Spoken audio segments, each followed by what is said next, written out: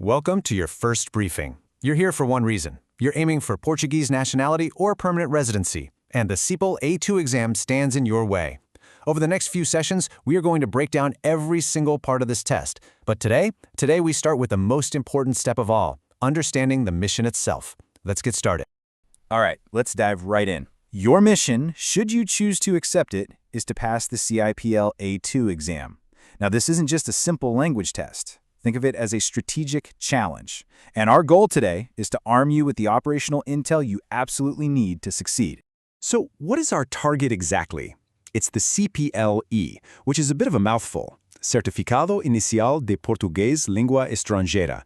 It's an A2 level exam, which basically tests your ability to handle everyday situations. But more importantly, it's the official key, the non-negotiable proof of language skill that opens the door to Portuguese nationality.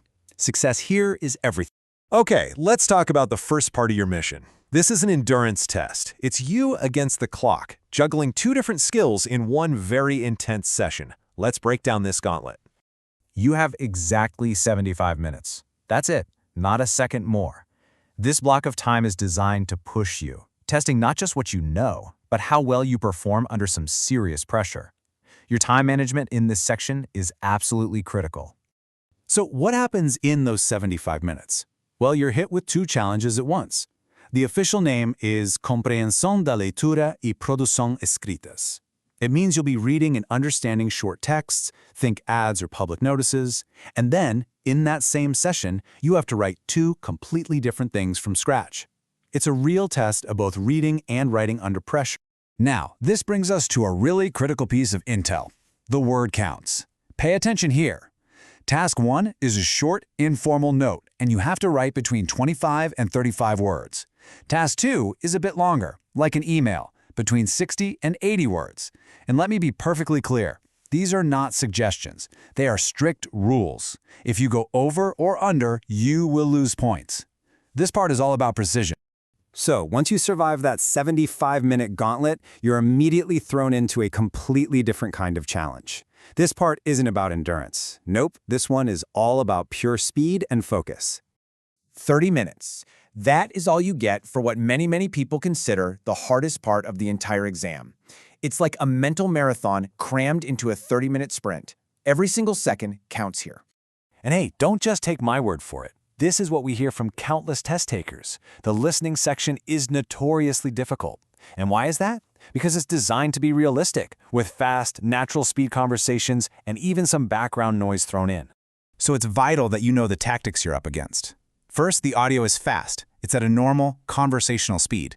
Second, you only get to hear each recording twice. That's it, no third chances. And third, and this is so important, watch out for distractors. These are wrong answers that are designed to trick you by using words you just heard in the audio. The correct answer usually rephrases the idea with a sentence. Okay, so you know the different parts of the test, but how do you actually win? To pass this thing, you have to understand the rules of engagement, the scoring system. It's not just about getting a high score, it's about being strategic. Take a look at this. Here's the strategic breakdown.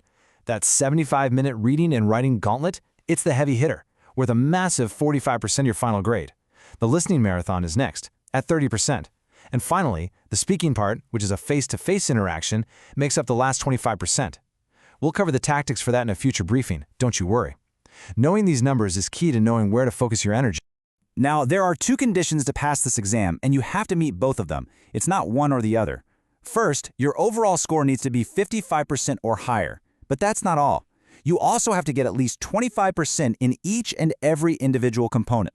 And that right there brings us to the most critical piece of intel in this whole briefing, what I call the fail trap. You could get a 90% in reading and writing and an 80% in speaking, but if you get a 24% in listening, you fail the entire exam. I'm going to say that again. Getting less than 25% in any one section is an automatic fail, no matter how high your total score is. So, what's the big takeaway from all this?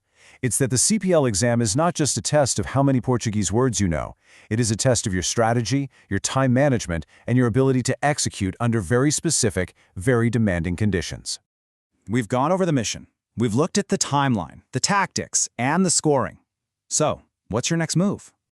You now have the intel. You've got the blueprint of the exam right in front of you. You know what's coming.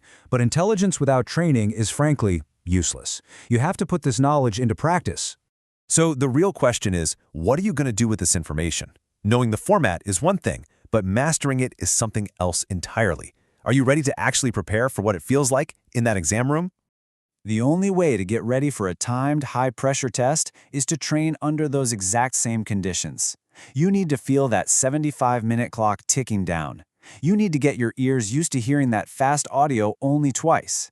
The best way to do that is to start your training with full timed exam simulators over at prep2go.study. It's time to turn this intelligence into mission success. Briefing complete. Dismissed.